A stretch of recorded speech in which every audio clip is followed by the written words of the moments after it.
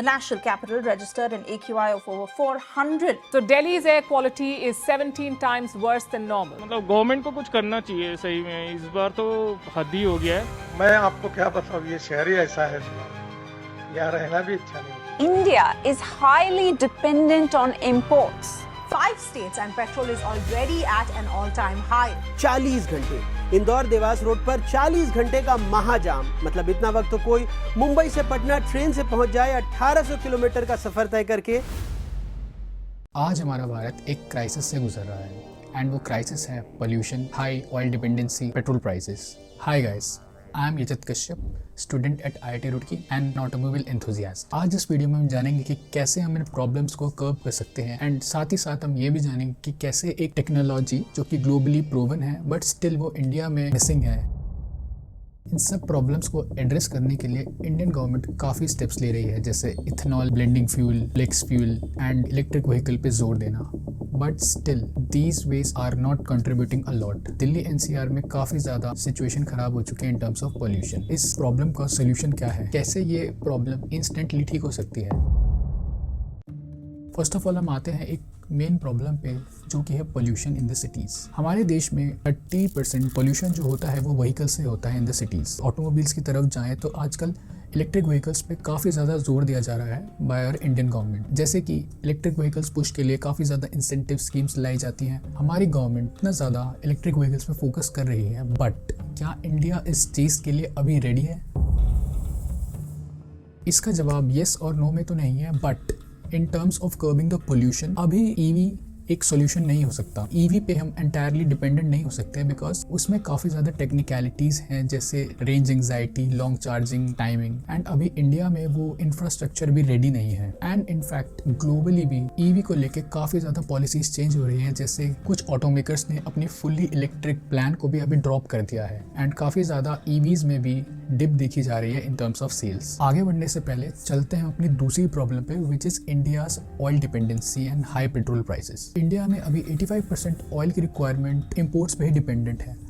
इससे डायरेक्टली आम आदमी की जेब पे फ़र्क पड़ता है, हमारी इकोनॉमी पे असर पड़ता है और ट्रेड डेफिसिट को भी बढ़ाता है। इसी को लेके आजकल हम न्यूज़ सुन रहे हैं कि E20 फ्यूल आ रहा है। तो E20 फ्यूल आखिर में है क्या? हमारे नॉर्मल फ्यूल के अंदर इथेनॉल की ब्लेंडिंग करी जा रही है, दैट इज 20%। इसको लेके काफ़ी ज़्यादा आउटरीच देखा जा रहा है बिकॉज अभी इंडिया में ज़्यादातर E20 इंजन्स नहीं है। पिछले 6 महीने में इसने एक बार भी 8 के नीचे माइलेज नहीं दिया।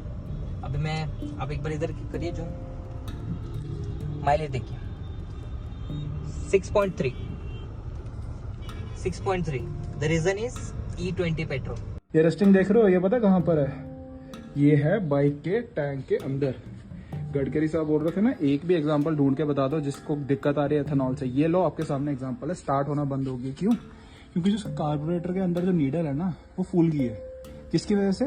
क्योंकि पेट्रोल में एथेनॉल है। तो इन अ जिस्ट अभी इंडिया में मेजरली 2 प्रॉब्लम काफ़ी ज़्यादा प्रोमिनेंट है, which is pollution and second one is India's heavy oil dependency which leads to high petrol prices. तो इन सब का सोल्यूशन क्या है? सोल्यूशन तो है एंड इंडियन गवर्नमेंट काफ़ी ज़्यादा इस पर काम भी कर रही है, बट स्टिल प्योरली EV पे डिपेंडेंट होना is not the solution and कोई भी सिर्फ एक फ्यूल पर फोकस करके आगे बढ़ना it's not the solution for the current problem.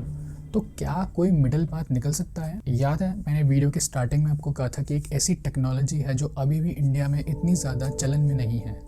तो आइए डिस्कस करते हैं तो क्या वो टेक्नोलॉजी है। यहीं पर एंट्री होती है हमारे हीरो की, which is plug in hybrid vehicle technology. Vehicle होता है जिसके अंदर battery pack with electric motor and उसमें ही इंजन भी होता है, which act as an EV vehicle and also internal combustion engine car at the same time. आप इसको चार्ज भी कर सकते हो और इसमें पेट्रोल भी डलवा सकते हो। फॉर एग्जाम्पल, अगर आपको कहीं A to B कम्यूट करना है with in the city that is under 50 to 60 kilometre, let's say PHEV है, वो प्योरली इलेक्ट्रिक व्हीकल मोड पे चल सकती है। When once the battery get depleted without any delay petrol engine पे shift हो जाएगी। तो इसके फायदे क्या हैं? बेसिकली ये एक EV भी है और एक आइस इंजन कार भी है। अब सवाल ये आता है कि अगर ये टेक्नोलॉजी इतनी ज्यादा वर्ल्ड वाइड है बट ये इंडिया में अभी तक क्यों नहीं है? तो इसका मेन रीजन है टैक्स। इंडिया में PHEVs पर GST प्लस सेस मिला के टोटल टैक्स बनता है 43%, which is very high. Car makers affordable PHEVs launch ही नहीं कर पाते just due to the taxation system. Does PHEVs make sense for India? तो आइए समझते हैं एक एग्जांपल से। दिल्ली एंड मुंबई जैसी शहरों में 15 to 25 किलोमीटर्स ट्रैवल करते हैं। तो अगर किसी के पास PHEV है तो वो एंटायरली अपना A से B पॉइंट तक जाने के लिए EV मोड पे जा सकता है। एंड अगर वीकेंड्स पे ट्रिप लगानी है तो वो नॉर्मल फ्यूल मोड पे भी करी जा सकती है। अब सोचिए, अगर किसी के पास EV है तो अपने डेली कॉम्यूट लाइक ऑफिस जाने के लिए प्योरली EV मोड पे कर सकता है। And in fact your she wants to go on a trip तो अपने नॉर्मल कार को ही लेके जा सकते हैं, जिससे इसमें रेंज एंग्जाइटी भी इशू नहीं है, इससे पॉल्यूशन में कर्ब हो सकता है एंड ऑल्सो इसमें रोज के रोज पेट्रोल डलवाने का भी हैसल नहीं है। अगर गवर्नमेंट इस तरफ भी ध्यान दे, जब EVs का चलन हुआ था तो स्टार्टिंग में काफ़ी ज़्यादा इंसेंटिव्स दिए गए थे, तो सेम अगर हम PHEVs को भी इंसेंटिवाइज करें तो इससे कार मैन्युफैक्चरर्स को भी काफ़ी फ़ायदा होगा एंड देश में ये टेक्नोलॉजी आ पाएगी। 2035 तक काफ़ी ग्लोबल मैन्युफैक्चरर्स ने अपने प्योरली EV प्लान्स को कट डाउन कर दिया है। तो इसका मतलब EV कहीं ना कहीं प्योरली फ्यूचर नहीं है।